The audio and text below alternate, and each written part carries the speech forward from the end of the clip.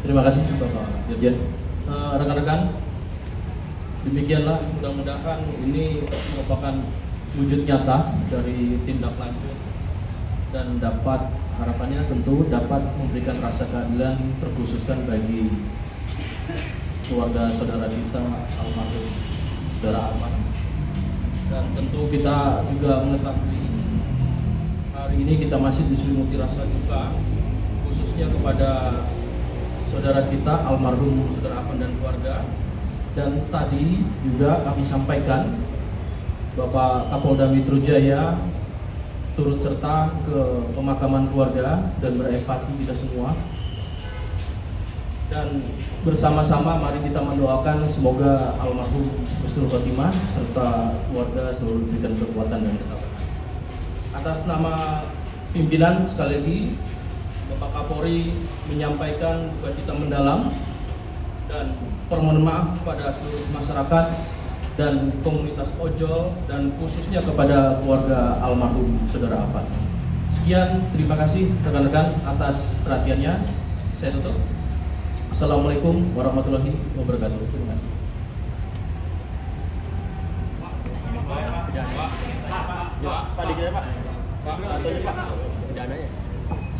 Saya bagi satu sesi, 3 penanya. Pertama, 1, 2, 3 belakang. Silakan. Di sini duduk aja ya Pak Mal. Mungkin untuk Pak Kadif ini, Pak Kadif Propam, saya Abid dari Kumparan Pak, mau nanya ini kenapa belum jadi tersangka ya Pak? Apakah emang nggak diusut secara pidananya atau gimana? Dan juga mungkin kalau emang belum jadi tersangka sekarang statusnya apa ya Pak? Berarti apakah terperiksa atau masih terduga atau gimana? Terus mungkin boleh dijelasin juga Pak, apakah mereka sudah menjelaskan secara kronologis kejadian pada saat itu? Apakah kenapa sih sampai akhirnya ngebut di tengah jalan yang penuh orang? Terus kalau dilihat dari video itu kan tampak sepertinya supir itu menyadari kalau ada yang terpeleset jatuh dan dia terjepit di ban depan mobil itu. Kenapa akhirnya memilih untuk tetap tancap gas gitu Pak? Walaupun tahu ada ojol yang terjepit, apakah karena panik atau gimana, itu Bu bisa dijelaskan? Itu aja mungkin Pak. Biar fokus ya, soalnya sudah 3 pertanyaan. Saya singkat saja saya jawab ya.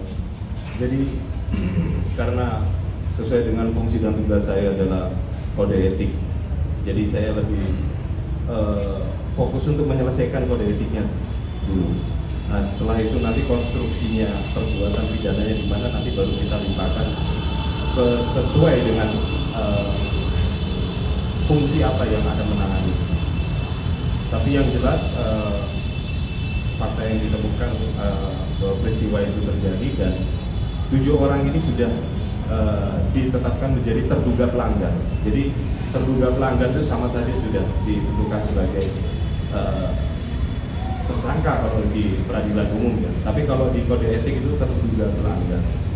Artinya fakta sudah kita temukan, tapi kronologi secara detailnya saya masih belum dapatkan. Karena kan keterangan kan kita butuh dari banyak pihak yang harus kita dalami. Itu saja mungkin dari saya. Terima kasih. Mbaknya yang di tengah, mohon maaf, baju merah. Singkat Mbak ya, langsung ke pertanyaan pada konteks ini. Tadi pertanyaan, izin Pak, saya Lia dari IDN Times. Tadi sebenarnya pertanyaannya sudah cukup ditanyakan oleh Mas Abid, tapi saya ingin tahu detailnya Pak. Behind the scene-nya bagaimana? Tadi Bapak juga jelaskan bahwa yang menggas itu adalah Brib KR. Mohon maaf jika saya bisa direvisi nanti.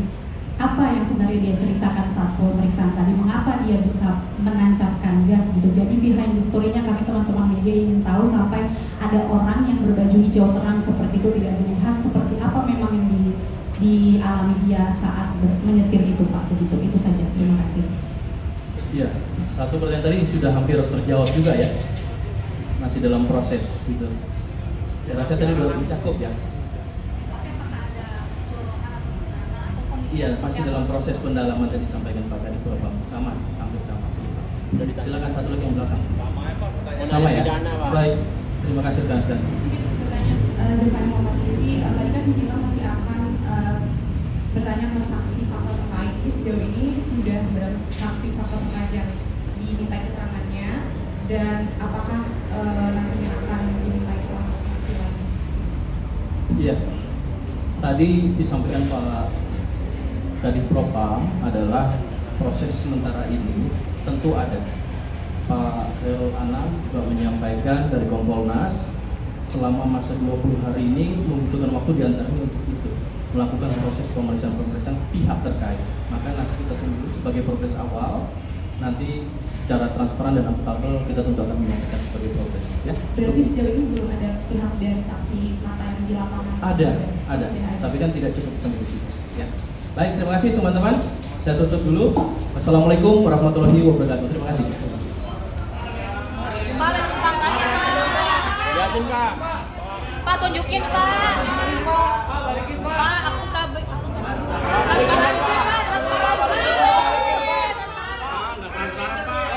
Ya nggak transparan. Transparan itu Pak. Transparansinya mana Pak? Ya kabur.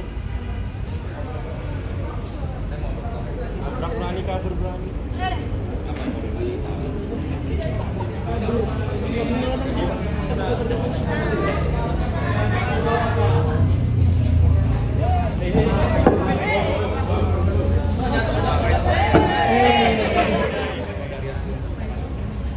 Ya, detail ya rekan-rekan, detail soal peristiwanya memang sedang didalami. Kami tadi karena masih proses pemeriksaan oleh internal Propam, makanya kami tidak bisa mendalaminya.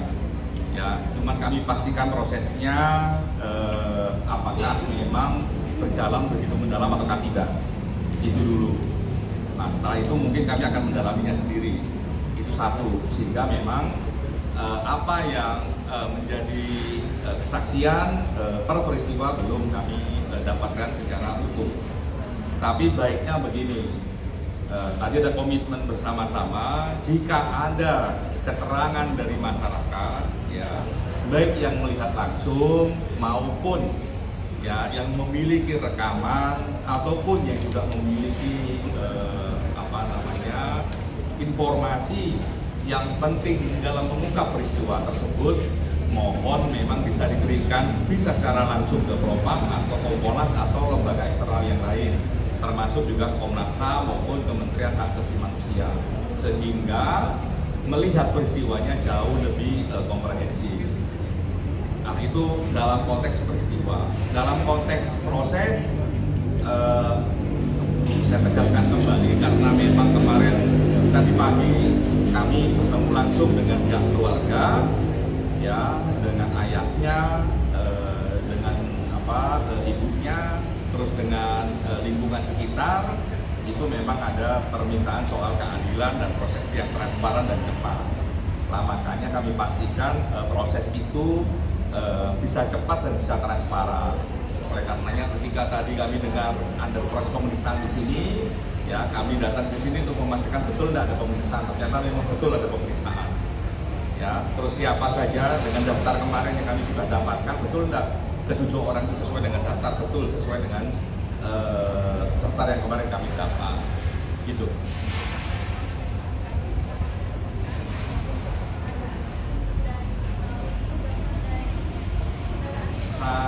Saya kira kami belum sampai masuk ke sana ya, karena memang tadi kami cuma memastikan aja bagaimana proses pemeriksaannya. Kami sendiri belum masuk terkait pendalaman informasi. Kenapa? Karena sedang berlangsung. Nanti kalau kita intervensi ini nggak kelar-kelar. Ya, biarkan ini selesai. Rekan-rekan Komnas HAM juga begitu tadi nunggu. Ya, mungkin kalau selesai gantian sama Komnas HAM mungkin begitu. Kami juga begitu nanti. Biar nggak saling nanti kalau dipotong malah nggak kelar-kelar. Padahal salah satu permintaan utamanya keluarga adalah prosesnya transparan dan segera, dan ini sudah ditindaklanjuti dengan sangat baik sama kepolisian. Ya, prosesnya segera, bahkan tadi sudah diumumkan diproses 20 hari patsus untuk memudahkan proses pemeriksaan.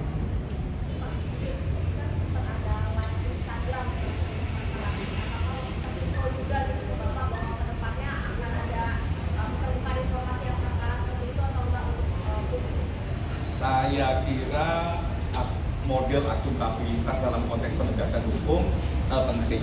Ya, kayak tadi penting ya prosesnya gimana, dan kami harap itu bisa berlanjut nanti sampai ujung. Gitu ya. Oke?